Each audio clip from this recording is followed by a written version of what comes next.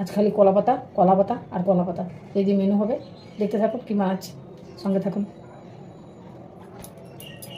ভালো করে ধুয়ে টুয়ে রেখে দিয়েছিলাম, মুছে নিয়েছি। এবার এগুলো একটু সেঁকবো আগুনে তাওয়ার মধ্যে, বাস তারপর রেডি করবো।